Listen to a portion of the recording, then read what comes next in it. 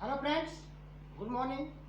मैं बंसीलाल सिंह आप सभी का लॉर्ड बुद्धा एजुकेशन सेंटर में स्वागत करता हूँ। दोस्तों, मैं आप लोगों को 3 टेंस के बारे में बता चुका हूँ। पहला प्रेजेंट इंडेफिनिट, दूसरा प्रेजेंट कंटिन्यूअस और तीसरा प्रेजेंट परफेक्ट टेंस। दोस्तों, आज मैं प्रेजेंट टेंस का जो चौथा भेद है उसके बारे में बताऊंगा, जिसका नाम है प्रेजेंट परफेक्ट कंटिन्यूअस टेंस। हाँ दोस्तों, प्रेजेंट परफेक्ट कंटिन्यूअस टेंस, जिसका हिंदी होता है पूर्ण अपूर्ण वर्तमान का। इसका पहचान है कि जिन वाक्यों से यह पता चले कि कोई कार्य वर्तमान समय में कुछ समय पहले से लगातार होता रहा है, कुछ समय पहले से लगातार होता रहा है, उन्हें प्रेजेंट परफेक्ट कंटिन्यूअस टेंस में समझना चाहिए। यहाँ पर देखिए परफेक्ट और कंटिन्यूअस दोनों है, यानी कुछ काम पूरा हो गया है और कुछ काम अभी चल रहा है, तो उसको समझना चाहिए। और इन वाक्यों के अंत में प्रायः ता रहा है, ध्यान देंगे, इसका पहचान है क्रिया के अंत में ता रहा है, ती रही है, ते रहे हैं आदि लगा रहता है। अब हम देखते हैं rules to translate into English, इसका अंग्रेजी अनुवाद बनाने के लिए नियम क्या है। तो अब देखेंगे सबसे पहले अफर्मेटिव सेंटेंस में। दोस्तों, इसका रूल्स है कि सबसे पहले सब्जेक्ट लिखेंगे, इसके बाद हैज है। प्रेजेंट परफेक्ट में हैज है आया था, आप देखेंगे, आपने देखा है, इसमें भी हैज है, लेकिन इसके साथ एक अलग से जुड़ गया है बीन। तो सब्जेक्ट प्लस हैज है plus been plus V four. V four का मतलब समझ लीजिएगा बी प्लस आईएनजी, इसको समझते रहिएगा हमेशा। बी फोर का मतलब आईएनजी, तो बी फोर, इसके बाद ऑब्जेक्ट, ऑब्जेक्ट के बाद जो इसमें नया जुड़ जाता है, अगर समय दिया रहता है तो फॉर या सिंस। फॉर या सिंस जिसका अर्थ होता है से, समय के लिए आता है, इसका अर्थ होता है से, तो प्लस टाइम, इसी टाइम के लिए ये फॉर सिंस का प्रयोग किया जाता है। अब आगे देखते हैं नेगेटिव सेंटेंस में। नेगेटिव सेंटेंस में सब्जेक्ट प्लस हैज है, इसके बाद नॉट आ जाता है, फिर बीन आता है, यानी हैज है और बीन के बीच में नॉट आता है। तो सब्जेक्ट प्लस हैज है plus not plus been plus V four plus object plus for या सिंस प्लस टाइम। अब देखते हैं इंट्रोगेटिव सेंटेंस में, जब वाक्य के शुरू में क्या लगा रहे तो जो वाक्य के शुरू में क्या रहता है, तो जैसा कि आपको पता है कि हेल्पिंग वर्ब जो होता है उसको हम पहले कर देते हैं। तो यहाँ पर हेल्पिंग वर्ब केवल हैज है, बीन को नहीं, केवल हैज है को हम पहले कर लेते हैं सब्जेक्ट के। तो हैज है सब्जेक्ट के पहले आ गया, प्लस सब्जेक्ट प्लस इसके बाद बीन आ जाता है, इसके बाद V four plus object plus for या सिंस, इसके बाद टाइम प्लस क्वेश्चन मार्क। आगे देखते हैं, जब वाक्य के बीच में क्या क्यों कहाँ रहे तो उसका नियम है कि जो क्वेश्चन वर्ड है क्या क्यों कहाँ, इसको सबसे पहले लिखते हैं क्वेश्चन वर्ड। यहाँ पर व्हाट वेयर ईटीसी है, ये क्वेश्चन वर्ड्स हैं, इनको सबसे पहले लिखते हैं। तो what why where plus has है प्लस सब्जेक्ट। अगर इसमें नेगेटिव भी आ जाता है तो याद रखेंगे सब्जेक्ट के बाद नॉट आता है, पिछले सेंटेंस में मैंने बताया था आप लोगों को।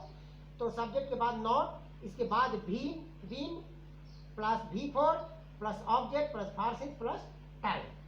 अब आइए इसमें फॉर या सिंस दो चीज देख रहे हैं, तो कहाँ पर फॉर का प्रयोग होता है, कहाँ का सिंस पर, कहाँ पर सिंस का प्रयोग होता है, उसको समझते हैं। तो नोट में पढ़ा है कि पीरियड ऑफ टाइम, यानी समय की अवधि बताने के लिए, जैसे मान लीजिए समय की अवधि 2 दिनों से, 5 वर्षों से, 4 घंटे से, इस तरह से अगर कोई समय दिया रहता है तो उसके लिए फॉर का प्रयोग किया जाता है। अब दूसरा है पॉइंट ऑफ टाइम, यानी निश्चित समय, जैसे समय का नाम दिया होता है सोमवार से, 2015 से, 26 जनवरी से, 4 बजे से, सुबह से, इस तरह से समय का जब नाम दिया पॉइंट ऑफ टाइम तो इसके लिए सिंस का प्रयोग होता है। दोस्तों, ये तो रूल रहा। अब आइए देखते हैं इसका एग्जाम्पल से इसको समझते हैं। अब देखिए इसका एग्जाम्पल से समझते हैं।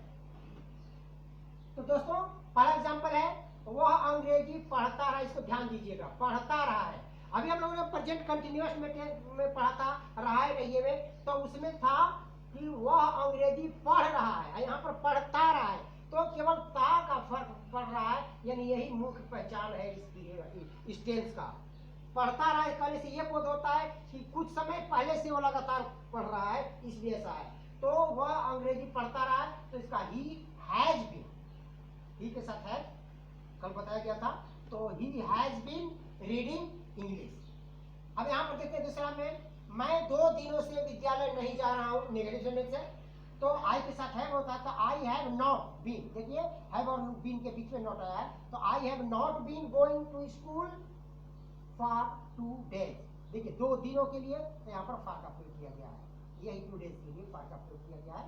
तो दोस्तों यहाँ पर आप देख रहे हैं कि सब्जेक्ट के बाद डायरेक्ट कहाँ पर हम जा रहे हैं, जा रहे वर्ब पर। ये हमेशा ध्यान रखिएगा कि सब्जेक्ट के बाद वर्ब, फिर ऑब्जेक्ट, फिर अदर वर्ब्स के बाद में लिखा जाता है, तो हर टेंस में आता है। तीसरा देखते हैं इंट्रोगेटिव सेंटेंस में, क्या तुम सोमवार से विद्यालय में अनुपस्थित रहे हो, अनुपस्थित हो चाहे अनुपस्थित रहे हो, एक ही चीज हुआ। तो क्या शुरू में है, तो जो हेल्पिंग वर्ब है उसको पहले करेंगे, तो यू है, यू के साथ हैव आता है, तो हैव यू बीन एब्सेंट। अब यहाँ पर आईएनजी इसलिए नहीं जोड़ा गया कि ये जो अनुपस्थित है ये कोई वर्ब नहीं है, वर्ब में ही आईएनजी जोड़ा जाता है। तो have you been absent in the school, object हो गया। सिंस मंडे, देखिए समय का नाम दिया हुआ है, इसलिए इसके साथ सिंस मंडे, सिंस का प्रयोग किया गया, since Monday plus question mark. आगे देखते हैं, रमेश 4 घंटे से वहां क्या करता रहा है, इंट्रोगेटिव सेंटेंस में। यहाँ पर क्वेश्चन वर्ड बीच में आया, तो क्वेश्चन वर्ड को सबसे पहले व्हाट लिखेंगे, क्या है व्हाट। तो व्हाट हैज रमेश, रमेश के साथ है, what has Ramesh been doing, करता रहा है, व्हाट